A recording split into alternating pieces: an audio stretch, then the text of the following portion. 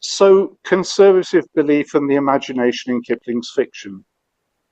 My preferred title for the book would actually have been The Anxious Conservative, but which I thought suited Kipling, but I was overruled. Though I did get conservatism changed to conservative belief, as I thought conservatism might be misread as conservation or something to do with conservatories. I begin by saying that the book is about the tension between Kipling's imagination and his conservative outlook. And what I imagine Kipling doing is something really familiar to anyone who's tried to write a story. That is, finding out where the story's going and or what the characters are really like in the process of writing. The reason I think this is a useful starting point for looking at Kipling's huge achievement is that he has very strong and unequivocal views on many of the topics he brings into his stories. Some of these are inherently political, like the task of governing India or the role of women in society. Others, which I see as also being part of Kipling's conservative mindset, include his emphasis on ritual and tradition, or even in some cases the acceptance of suffering as a necessary aspect of life. In the late story Uncovenanted Mercies, which is miles away from any religious orthodoxy, suffering is even a necessary part of life after death. So what I call the tension between the conservatism and the imagination is where I think I can see the process of discovering a character or shaping a narrative, taking Kipling away from his usual unequivocal outlook, or at least modifying it in some way. During Kipling's incredibly long career, I don't think the conservative outlook changes all that much. But of course, the social and political issues do. The most important for Kipling's fiction are the governance of India in the early stories, the anxieties brought about new wealth and technological change at the beginning of the 20th century, and the impact of the First World War. The Boer War mattered to Kipling, but his fictions about it are too propagandist, for me anyway. He's perceptive about the doubts of the English middle class, but scarcely mentions the growth in the industrial working class.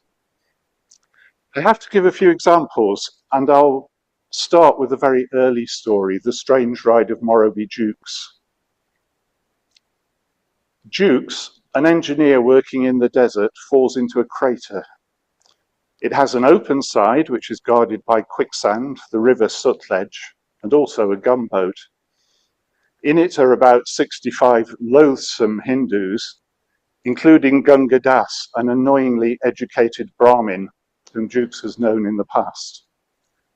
We're told that Hindus recover after being thought dead have to be confined here, which is pure invention on Kipling's part.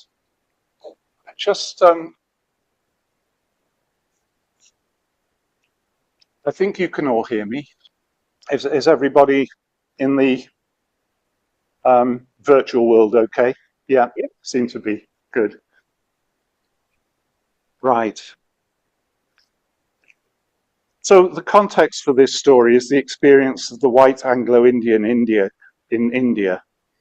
In all his writing from this early period, Kipling's on the side of conservative Anglo-Indians who believe that the natives are both childlike and untrustworthy. They oppose giving Indians positions of responsibility. The horrors of the rebellion or mutiny of 1857 are still recalled. So the story is an Anglo-Indian nightmare as Jukes loses all his authority and is forced to eat crow with the Hindus. But where Kipling's imagination makes a huge difference is in his portrayal of Jukes. The story begins with Jukes making a mistake. He wants to get rid of the dogs whose noise is tormenting him, but when he shoots one and hangs it up, of course he makes things worse. Chasing another dog, he falls into the crater. He wants to both control his environment and keep it at arm's length. Numerous clues in the story, like the scar on Das's cheek, tell us that Jukes is prone to bursts of self-righteous anger. He himself says with pride that he lacks imagination. For Kipling to create an Anglo-Indian character and an engineer as unsympathetic as Jukes comes as a real surprise, because in most of his stories about Anglo-Indian civilians, they are portrayed as unsung heroes. I think that what lies behind it here is an uncertainty about how best to govern India. In his Indian work, Kipling often explores ways to know Indians better, a process that leads eventually to kin. But too great an intimacy can lead to disaster, as for example in The Man Who Would Be King. Of the attitudes, let the white go to the white, as Kipling says in another context. If we think of Jukes's world as a microcosm of India, Jukes has learned nothing and could easily repeat his mistakes. Distance and closeness are both problematic. Kipling's discovery of Jukes's character in the process of writing creates a much more interesting and paradoxical story. In his autobiography, Kipling speaks of how the cards were dealt to him. Others may think that genius creates its own luck. To me, it feels fortunate that for a period in the 1890s, Kipling was a little more detached from politics with the large P than he had been in India or would be in England, because this is when he first became a writer for children. There are the Jungle Books, written from the relative seclusion of his short-lived home in Vermont. But the following years also produced Captain Courageous and Storky & Co. Then the first decade of the 20th century produced Kim, the Just So stories, Puck of Pook's Hill, and Rewards and Fairies. So that in about 15 years, he actually wrote far more for children than he did for adults. Of course, though, this is half the story. Kipling wrote of Rewards and Fairies that the tales had to be read by children before people realized that they were meant for adults. And that is something that has at least some application to all his writing for children. The tension between his conservative outlook and his imagination operates in quite a range of ways here. I'm not going to go into too much detail, but here are some brief examples. The Jungle Books clearly promotes the importance of traditions and obedience to a strong leader, Arkela. I think the tales are so alive, though, not only because of the descriptive brilliance, but because there are other contradictory ideas. For example, Mowgli seems to be an example of Rousseau's contention that society corrupts what he calls the noble savage, though the corrupt nature of the local village is also a satire on Indian peasants, not the white men who are known to be just. On the other hand, the delight that the animals take in their own animal nature, but also their lack of reasoning power, since even Kaa and Hathi can only infer things from their own limited experience, is in indirect contrast to Mowgli's abilities as he grows. Captain Courageous ends by celebrating the entrepreneurial drive of Mr. Chain and the reformed Harvey as his successor. But it's the idiosyncratic community of fishermen, especially those on board the We're Here, that stick in the mind. In a similar way, and in Storky & Co., Kipling's overt message that the education of boys like Storky will benefit the empire, comes up against some contradictions. One of which is that for me, Beetle, who of course was Kipling, it's Beetle, not Storky, who's the real hero of the book. To take a rather different example, the Tree of Justice in Rewards and Fairies looks at issues of might versus right. Kipling imagines that the Saxon King Harold did not die at Hastings, but is still alive. Though frail and powerless, he inspires loyalty at his moment of death and rejects the Norman accusation that he broke his oath. England is now ruled by the Norman king Henry I, but the story is not unsympathetic to Henry's need to consolidate his own power in order to govern effectively. The difficult truth presented is that of Thomas Hobbes, that it is better to obey whoever is sovereign than have anarchy. It was a difficult truth for Kipling because when he wrote the story, a detested liberal government had come to power and censured a friend from the Boer War, Lord Alfred Milner. I have no doubt that Kipling's own sense of powerlessness and defeat feeds into a very dark story, written for children, but also meant for adults. I'm going to jump forward a few decades now.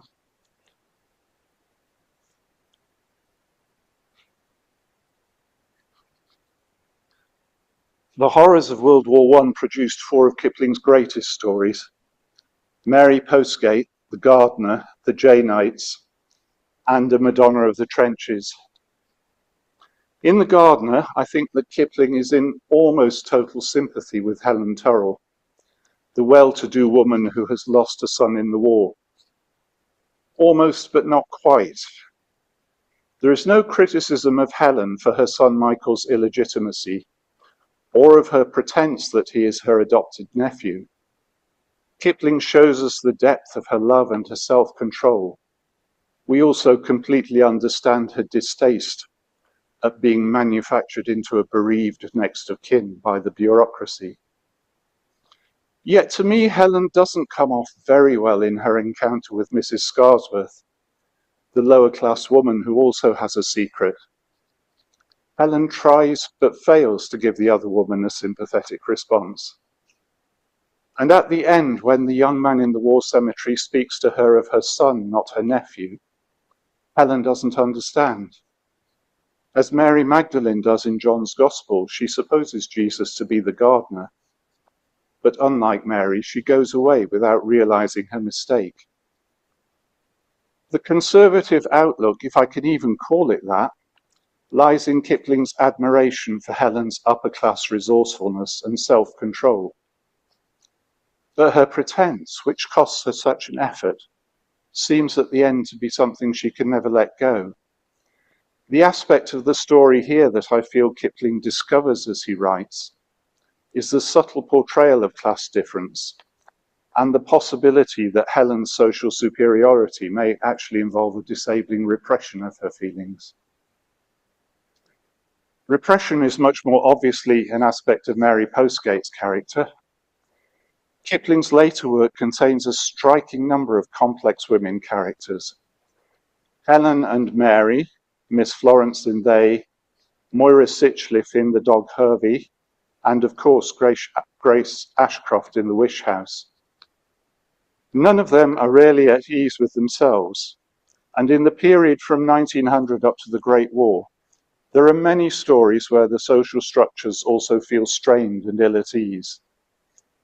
The England that Kipling settled in was not as secure as he could have wished, or as it usually appears to be in the Puck books. Turning to the war again, Kipling's faith in ritual and tradition are very evident in The Janeites and A Madonna of the Trenches. In both stories, Kipling deals sympathetically with what was a difficult subject at the time, what we now call post-traumatic stress disorder. In both these stories, I think we also see the ritual represented by the Masonic Lodge trying but ultimately failing to really help the young men damaged by the war.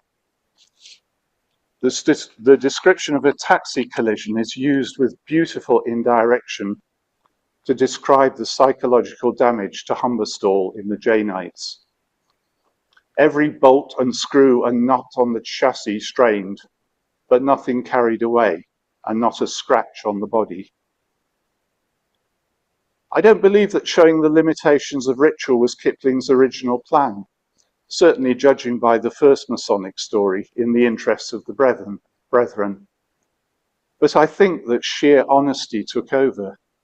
The damage done by the war was irreparable. Real imagination is closer to truth than fantasy, and all the stories I'm discussing have what Joseph Conrad called that glimpse of truth. I have tried to give a glimpse of my approach to Kipling's fiction in all its variety. I hope that approach doesn't sound too reductive. I hope that, indirectly at least, considering the whole range of Kipling's fiction, also shows us Kipling the craftsman and Kipling the prose laureate. Behind his unique voice lies his enormous reading. Besides all the writers he actually quotes, I contend that he had read Joyce's Dubliners and that he shows a deep appreciation of Thomas Hardy, both in the use of landscape and especially in The Wish House, in his understanding of the rural working class. In the crater of Morrowbie, Jukes, there is an echo of Dante's Marsh of Styx, where angry sinners tear at each other. His prose style can astonish at any period, but I think it does generally evolve from its early brilliance to becoming more fluid and restrained. However, there are so many opening paragraphs throughout his career which are absolute tour de force, and yet always integral to follows. Stories as varied as Love of Women, They, The Wish House, and The Manner of Men. And as I don't really know how to finish this talk, I'm going to read out another beautiful little passage. The bushes rustled a little in the thicket, and Father Wolf dropped with his haunches under him, ready for his leap. Then, if you had been watching, you would have seen the most wonderful thing in the world. The wolf checked in mid-spring. He made his bound before he saw what it was he was jumping at, and then he tried to stop himself. The result was that he shot up straight into the air for 4 or 5 feet, landing almost where he left ground. Man, he snapped. A man's cub. Look.